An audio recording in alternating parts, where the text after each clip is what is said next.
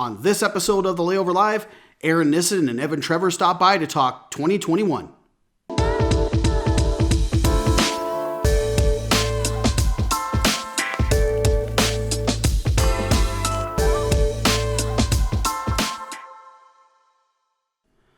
Hello, everyone, and welcome to episode 147 of the Layover Live, where we bring you the top article from the Layover each week. I'm Jason Swick, VP of Strategy and Insights, and Happy New Year to all of you out there. And I am so looking forward to this great new year, probably more so than ever, being that 2020 was one of the most challenging that I've faced in all of my lifetime, and I imagine the same is said for many of you out there. Now, COVID-19 has had an immense impact on the tourism industry. As an industry, we've had to continually adapt to changes in budgets and with staffing, travel behaviors, stakeholder needs, and much, much more. And we saw big changes on the consumer side as well, including how we shop and how we interact and socialize with others, and even how we choose to dine out, to name a few on that side. Now, myself, I woke up on January 1st. I rubbed my eyes to hope it had all been some sort of bad dream, only to quickly check my newsfeed and then be reminded of the hamster wheel that we were still on that I was unable to get off. Now, even though the year was very challenging, with many of the concerns and challenges still bleeding into this new year, it also presents an opportunity for destination marketers to continue to show their value to their communities and stakeholders as recovery is right around the corner. Now, being the new year, here on the Layover, we always like to kick things off with a look to what the future might have in store for us. There is little doubt that this year will still be very unpredictable and volatile, and predicting what will happen seems like a fool's task at first glance, I know, but as destinations look to 2021, the news of a COVID vaccine brings optimism and hope.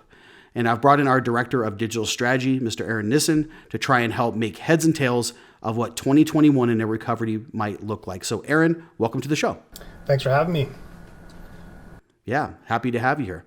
Now, our article of the week this week comes from Skift, and it's centered around the launch of Google's new Travel Insights website. Now, you may be asking yourself, okay, we've got Aaron on, we're talking about trends and recovery. Why is this our article of the week? Well, it's a great question, but if we are going to ever determine the right time to turn our marketing engines back on, we need to first understand travel demand. And this new Insights Hub from Google does a great job of helping to do just that. So with that, I'm bringing in a second guest for this week, Mr. Evan Trevers of Google. So Evan, welcome to the show. Hey, Jason. Happy New Year. Thanks for having me back. I know 2020 took us for a wild ride, but I think we all see the light at the end of the tunnel for 2021. So excited to be here. Okay, happy to have you here, Evan, as well as Aaron. But Aaron, I am going to start with you though, as I think I kind of talking about trends and what 2021 looks like is very important first and foremost. So, looking forward then to 2021 and maybe what lies ahead. What is your prediction of how you think things are going to play out in 2021? Right? Is there some room for optimism?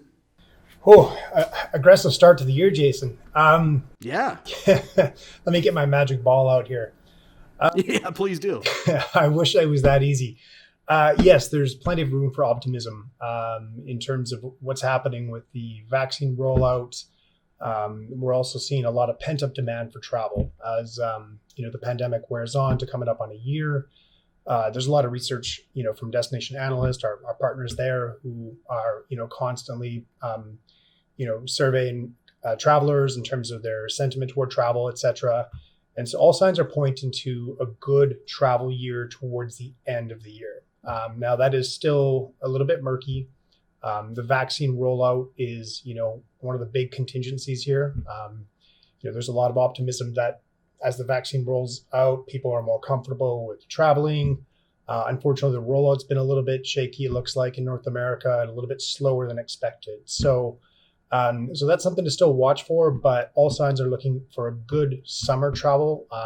Many experts are predicting the vaccine to be widely distributed for around June-ish, which is right in time for summer holidays. So, it's going to be a little bit murky in the first few months, but, there's many good indicators looking towards summer or late in the year for 2021 travel.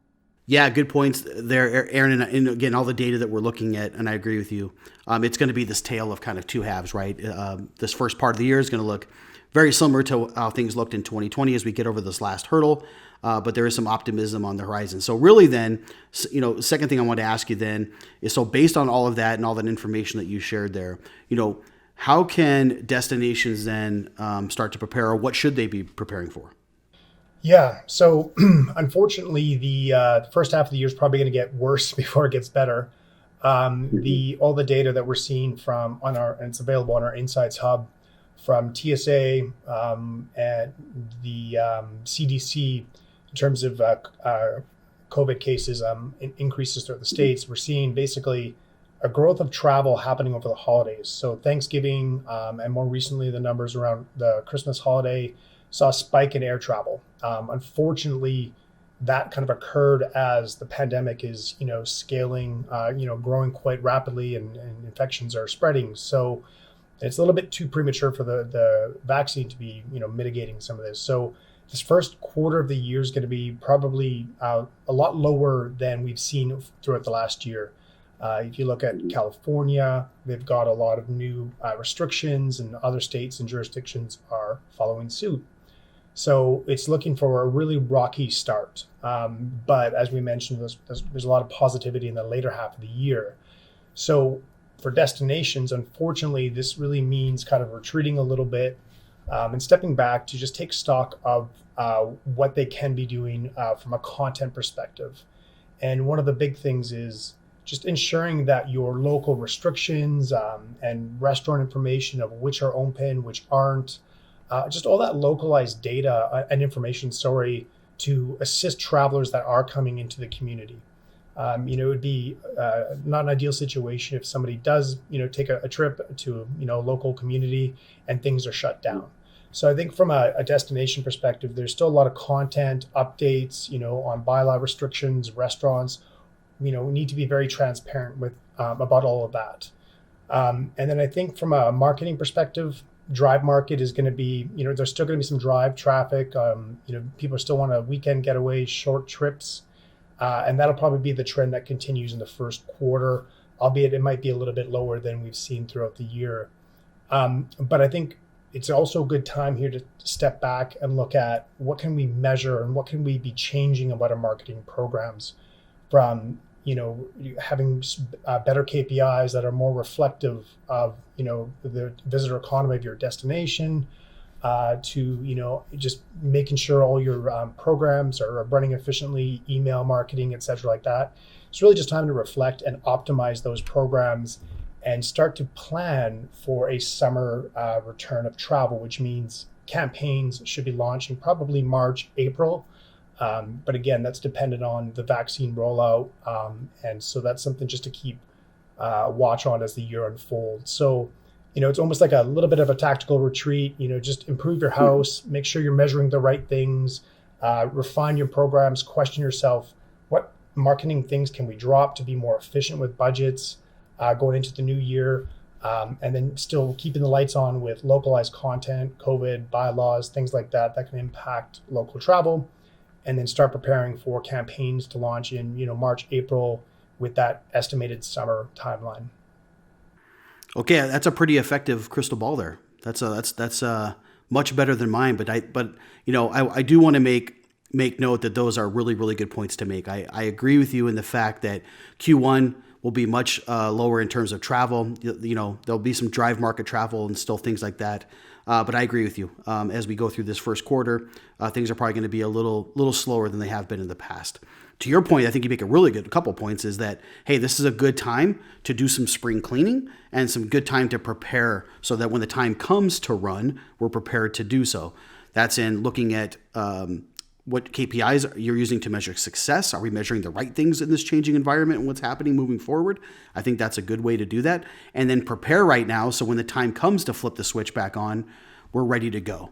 And one way which is a really nice transition into turning things over to Evan now, because I think looking at what they have to offer with our article of the week, which we mentioned around their new Travel Insights Hub, it's a great way to say, okay, now I've gone and prepared. I've got my spring cleaning done. I've gone through and assessed my metrics. I'm ready to turn the switch and the engine back on. How do I know when it's time? And that's always been the $1 million question during all of this. this new Travel Insights Hub is a great way to be able to do that. It's a great way, in addition to looking at some of the stuff you mentioned on our own Insights Hub, in terms of picking up demand on DMO websites, we should also look a little further upstream to some of the stuff that Google provides in this new hub, because it will also help us to determine the right time to flip the switch back on. So Evan, moving things over to you now, tell us a little bit more then, for those that maybe aren't familiar, about your new Travel Insights website and how destinations out there might be able to leverage some of the insights and information that it provides. Yeah, absolutely. So I'm thrilled to see Think with Google coming out with more tools and insights for marketers and partners like SimpleView to really kind of make sense of everything that's going on in travel and elsewhere.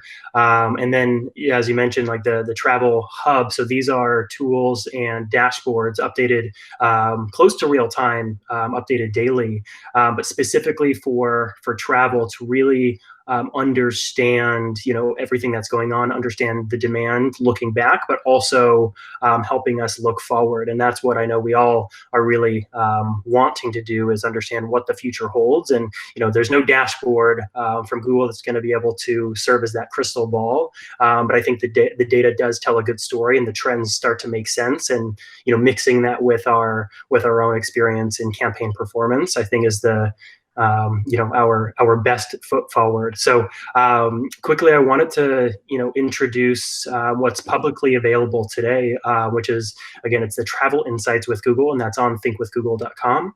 And there are two tools in particular that I wanted to chat through today. So the first is Destination Insights. And this is helping marketers, partners like yourself, explore how tourism demand is changing and how, this year compares to previous year. Actually, I'd say now that we're here in 2020, it's really looking at 2020, looking back and comparing to 2019. But as this data refreshes, we'll start to look at 2021, comparing back to 2020. But Destination Insights, so this allows us, and it's a lot of fun to play around with, but it allows us to choose a destination and then an origin. So I'm just going to walk through a kind of a live example of what I'm seeing here, and then everybody tuning in today can kind of play around to put their own data in. But again, the destination country, and again, if we look back to 2020, I think it makes sense to focus on domestic travel, just because international travel for the most part just was not an option. But choosing US as the destination, also US as the origin. But when I'm choosing domestic, I have the option to choose a subdivision, which is a state. So I can choose maybe Arizona as the origin, and then seeing where people in Arizona were traveling to. But for the sake of today, I just want to leave this as all states. And then the demand category, I can choose either demand for air travel or just accommodation. And then I can choose a date range. And this date range is really important because not only does it allow us to look at the demand over this period, but also it chooses the previous period to compare a pre-post analysis. So this, the first table in this Destination Insights tool shows us the overall kind of weekly demand throughout the year, and looking at what this looked like in 2019 versus 2020, and we'll see kind of the change in where where there's been lower demand, as we all can expect. Then we can look down and a little bit more granularly at geographic demand. So this is looking at overall what are the states across the U.S. that saw the most demand. So at the top of the list, we saw New York, New Jersey, Pennsylvania, but then going one level deeper, we're looking at city level. So really understanding what cities were most in demand through 2020. And we saw New York City, to no surprise, but also Philadelphia, Chicago, and then it looks like Washington, D.C.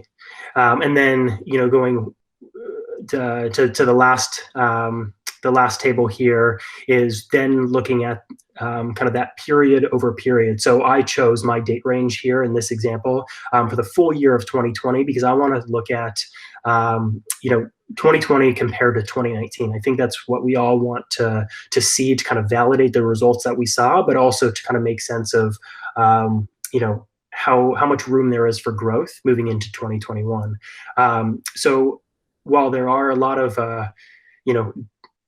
dark points across this, this chart in front of me, I do see some areas that actually did see growth in 2020. So Idaho and Wyoming as a state, and I know we've heard a lot about certain states and certain regions really seeing a spike in demand, but those two states actually saw an increase in demand over the year. And then looking at the city level, we actually saw Gatlinburg in Tennessee, Destin, and Panama City Beach in Florida, all three of those cities seeing higher demand in 2020 than 2019. And then, of course, we have the full list that can be exported to see where we saw either increase or decreases in demand at the state and the city level. And then lastly, we can always look at the source of demands, understanding where we're coming from. So again, if we were looking at looking at people traveling, to Arizona, we can see where are people traveling from. So I think this is a really interesting tool for us to, as marketers, to again make sense of what we all experienced and saw in our campaigns through 2020, and a lot of this is just kind of validating information. And the second tool that's been released on this Think with Google kind of hub here is Hotel Insights. So again, this is using the intent signals from Google search. It's really interesting how the team in the background has really kind of mapped together, queries to really understand the city, both the origin and the destination, but really understanding the mode of travel. Are people looking to travel by car, by air, and then of course with hotel specific, with our Hotel Insights and search functionality. This really empowers Google to be, a significant resource for travel marketers to really understand, accommodation trends. So here in the Hotel Insights, I used Arizona as an example. Across 2020, we saw, this is reporting that we saw between a -10 and a +10. So we try not to be too specific, just because there's always kind of a range, and we want to take into account, data that kind of comes in over time. But it looks like we saw about a flat year over year in Arizona for hotel accommodation demand. And then we can look at this as a trend in a chart over the course of the year. And then what's really interesting here, again, it doesn't tell a great story and an interesting story in 2020, but as we move into 2021, and where I hope that we can open the doors for international travel, we can start to see the demand for travel or hotel for hotels in Arizona, and where it's coming from. Is that coming from domestic? Is it coming from international? And looking at that by week and by month, and that's really interesting for let's say destination marketers in Arizona to really understand where is this traffic, where is this demand coming from, not only domestically, but really internationally. And I think that's going to be a really interesting piece. So yeah, that's really kind of, the coverage for those two tools, but excited for, partners like SimpleView and the rest of our destination marketers to take full advantage. Yeah, Evan, great stuff there. Again, that's exactly why I wanted to have you on, because, moving into this new year, we're going to be looking for ways to really understand travel demand to let us all know, when things are starting to return back to normal, and it'll be different for every area. So having a tool like this that shows destination travel demand as well as hotel travel demand is something that's super, super helpful. In addition to some of the things that we provide here at SimpleView through our Data Insights Hub. So really good stuff there. So Aaron, I'm going to go back over to you now as well. One thing we've done pretty consistently on this, and again, I know we asked a lot of you today trying to get you to predict the future. And again, I think your approach is as good as any I've seen out there. It's tough right now moving into this tale of two halves for this year. But, I think one thing that's been helpful along the way, which we've mentioned many times on the show, is getting advice from many of the experts out in the space. So, any other advice out there maybe that you want to share with DMOs to help them prepare for 2021? Yeah, actually, several things come to mind. I think one of the big things that the pandemic has kind of, I think, forced many destinations to do is rethink the value they offer stakeholders, and even redefining who their stakeholders are. Early in the pandemic, many DMOs who were typically, generating awareness pivoted to, promote local restaurants and things like that. And so I think, as the year unfolded, it really forced DMOs to really think of value and stakeholders. And so I think that trend's going to continue. And I think it's something just to keep in top of mind in terms of, when you rethink your KPIs, how can you provide and demonstrate value to your greater community and stakeholders for the work that you as the DMO are doing? And then with that, I would also really look at what marketing tactics or strategies aren't effective. I think budgets are going to be a lot tighter for many destinations who are going to have a fiscal in Q1, Q2. They might see further budget cuts or restrictions. And so it's going to force everybody to be more effective.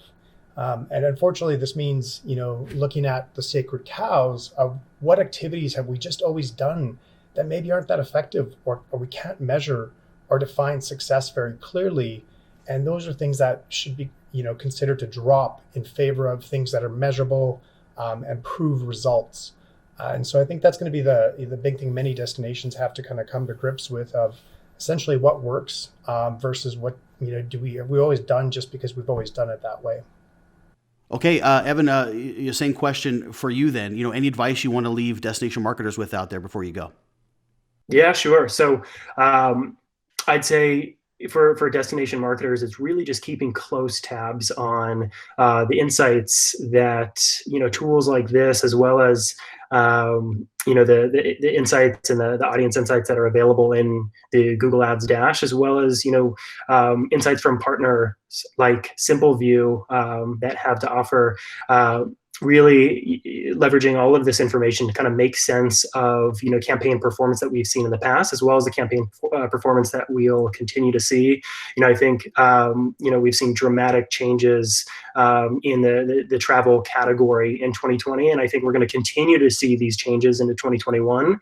But I'm hoping to see that demand, increase. And I hope to see the doors really open for all of us. And excited for marketers to be able to take, advantage of hubs like this. Great. Thank you both for sharing. I really appreciate both of you coming on today as guests. I think kicking off always the year with what's lying ahead, I think is really, really, really important, and trying to predict the future as best we can. Again, I think looking at this, again, to mention it one more time, this tale of two halves, I think it's very true. We'll have some more information, just so all of you know, next week. We're coming out with our quarterly data story, which talks a lot about some of the things that Aaron is sharing today, so you're going to want to be on the lookout for that and check that out. I would also highly encourage all of you to not only visit our own Data Insights Hub, which has a ton of information, but also to visit Google's travel website as well, as it has some really good information as it relates to travel demand to help you know when to turn things back on. So thanks for tuning in. If you're not subscribed, please do so now. We're also available on Spotify if you're and iTunes if you're looking to consume us through audio podcast as well. So thanks for tuning in, everyone. We'll see you next time, and have a great day.